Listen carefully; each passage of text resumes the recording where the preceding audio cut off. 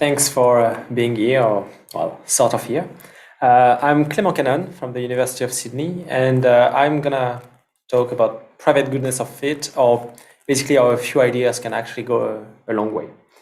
So before starting, since I only have 10 minutes, I'm gonna start by acknowledging my co-authors and collaborators with whom I've worked and that presentation is partly based on. So that includes Jaydev Acharya, Cody Freytag, Ziteng Sun, Yanjun Han, Hongyi Liu, Himanshu Tyagi, and very recently Yu Sheng Sun, who's an undergrad at the University of Sydney. So what is goodness of fit? Well, users have data. That's what users do. Think of that as independent observation. So the question now is, given that data, does the distribution of that data fit the model I have in mind? Maybe I assume it's going to be a uniform distribution. Maybe I assume it has some kind of heavy tail distribution. I want to test that in a hypothesis testing sense. Well, does the data distribution fit the model I have in mind? A little bit more formally. So there are n users. Each user has a sample. Let's call the samples x1 to xn drawn from some unknown distribution p. I'm going to assume that p is a discrete distribution, so distribution on a discrete known domain. And the question is, well, I have a model q in mind, so another distribution q in mind. Does p fit q? So my null hypothesis h0 is p is equal to q, yes. And the alternative is now actually it's far from that. The total variation distance between P and Q is more than alpha, where alpha is some input parameter or like some fixed level I have in mind. And total variation distance, also called statistical distance, is, well, it's the L1 distance between the probability mass functions. It's a notion of distance that captures things like how hard is it to distinguish between one sample from P and one sample from Q. So it's a well motivated notion of distance here. So that's goodness of fit, but we want to do that with privacy. So what is the private goodness of fit version? It's exactly the same, except that the data is sensitive. So we want to answer the same question, but the users are a bit less inclined to just give the data to the central server / the algorithm. They want to preserve privacy of that data.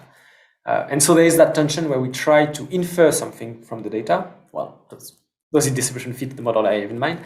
While at the same time, we have to preserve privacy, so we should not infer too much from any particular data point. What do we have in mind when we say private? Well, we're going to work in the framework of differential privacy. I'm not going to define formally all those notions, but I'd be happy to provide pointers and discuss that further.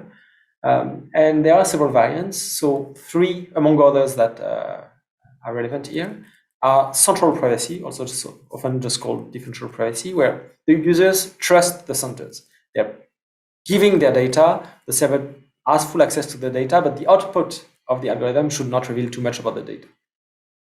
This is the weakest privacy guarantee among the three, but provides good utility because, well, you have pretty much unfettered access to the data if you're the algorithm. There is also local privacy, which is the exact opposite. The users do not trust the server. They do not trust each other. They do not trust anybody. They do not trust the mailman.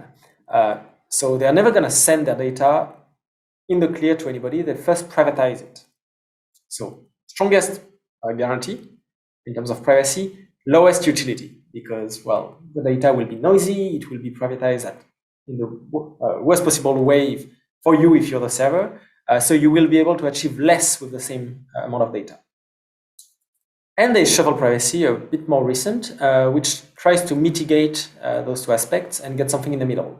So here, we trust the middle box. There is something in the middle, a shuffler, which will just permute uniformly at random the messages from the users.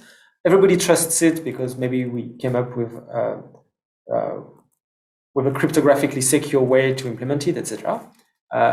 And so maybe we can get the best of both worlds. So this here we're going to focus on the last two because they're the ones which are in a distributed setting. And as in every distributed setting, well, we could look at it with or without communication constraints, typically with or without shared randomness. Do the users share a common random seed or not, and all those nuances. So again, we're in a distributed setting.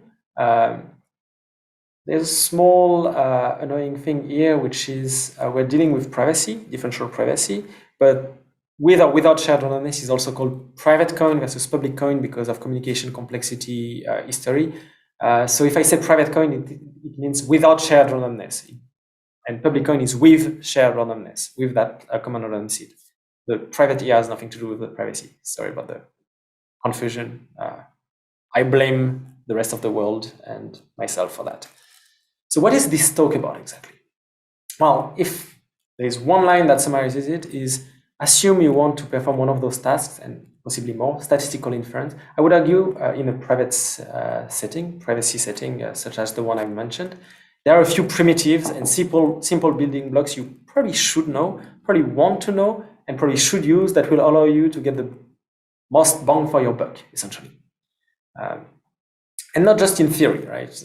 Also, those primitives and building blocks are not like 17 layers of consecutive reductions in like a very theoretical kind of way. No, they're simple, conceptually simple to implement, and I would argue will work well. So what are those exactly? I'm gonna focus on three. The first one is Adama response, which is a privacy mechanism introduced by Acharya Sun and Zhang in 19, and it's generalized Adama response counterpart. What does it do? Well, it's a generalization of randomized response, which leads to, in many settings, optimal data sample optimal algorithms, but also have very low communication requirements and are very computationally fast. So great. The second one is domain compression, as introduced in that work I had with Jayadev, Yanchun, Zitang, and Imanshu in 20, and also sort of independently by Amin Joseph and Mao. And what does that allow you to do? Using shared randomness, you can trade domain size for statistical distance. What does that mean? Develop a private coin protocol, no shared randomness. You get a public coin protocol, one with shared randomness, for free. So better utility, and you get both for the price of one. So that sounds also great. And the third one is amplification by shuffling.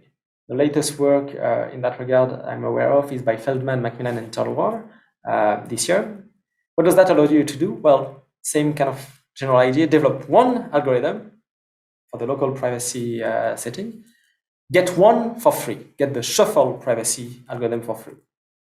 And I have to say, there are other references that I didn't put on this slide. These are only the latest or most general version of the results. This is not a complete review. So let me give you an example. Let's start with Adama response. So I'm going to use Adama response here, and I'm going to use it in order to get. I'm going to use it in order to get an optimal private coin locally private tester. So the thing at the top.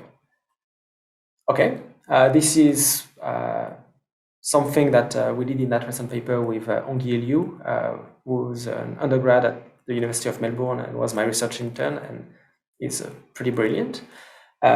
So we get this algorithm, private coin, so no shared randomness, locally private tester.